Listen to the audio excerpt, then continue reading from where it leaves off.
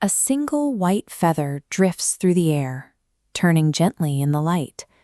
It doesn't fight the wind or attempt to choose a direction. It is simply carried by a breeze, eventually arriving exactly at the feet of a man sitting on a bench. Most of us live with a constant internal resistance. We are surrounded by more information and more choices than any previous generation, yet that abundance often leaves us stuck, unable to make a move without analyzing every way a decision might fail. This marquee marks the 1994 release of a story that addresses this exact state of paralysis. While it is often remembered for its nostalgic set pieces, the film offers a specific logic for how to move through an era that feels increasingly overwhelming.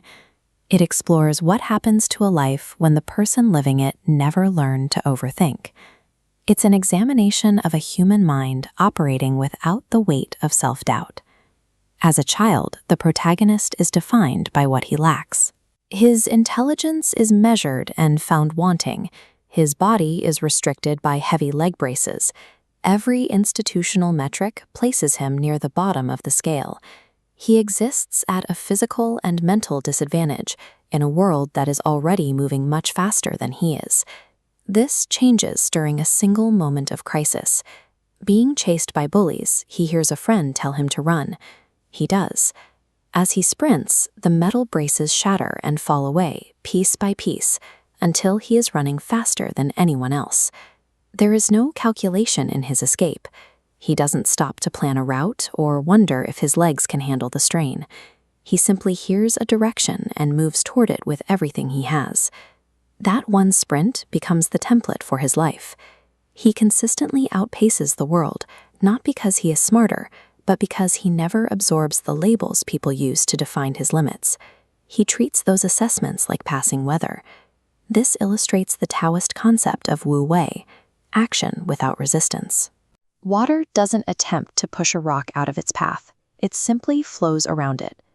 Because the water stays in motion, the rock is what eventually loses its edges and changes shape.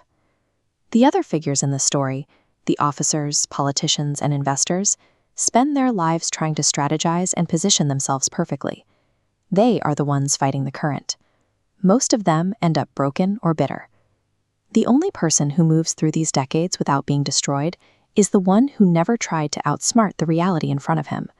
When the draft comes, he doesn't scheme to avoid it. He joins, goes to war, and survives by focusing entirely on the next task. He moves through rigid and flexible hierarchies without any personal ambition or ego.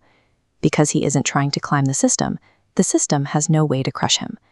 His business success is a byproduct of keeping a simple promise to a dead friend. He isn't chasing wealth.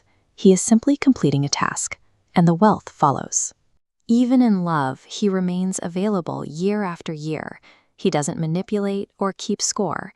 He simply never stops showing up. His journey through war and loss shows that moving without resistance is often more effective than being clever.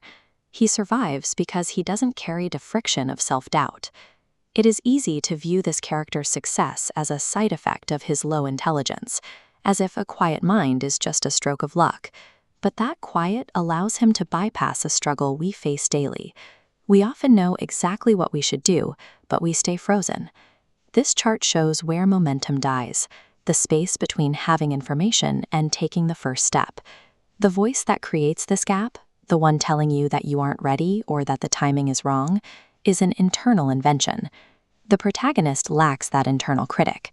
While we might label that a disability, it actually functions as a capability that many of us had as children and slowly replaced with hesitation over time. The most significant obstacles are rarely your actual skills or the difficulty of the task.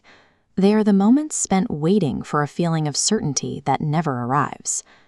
Identify one specific decision or conversation you have been analyzing for weeks, something you've been postponing until you feel more prepared. Take the simplest possible action on it today. Send the message before you edit.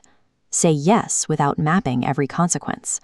Move before the braces come off. The mechanism for moving forward is responding to what is right in front of you, without pausing to wonder if you are enough. What would your day look like if you stopped waiting to feel ready?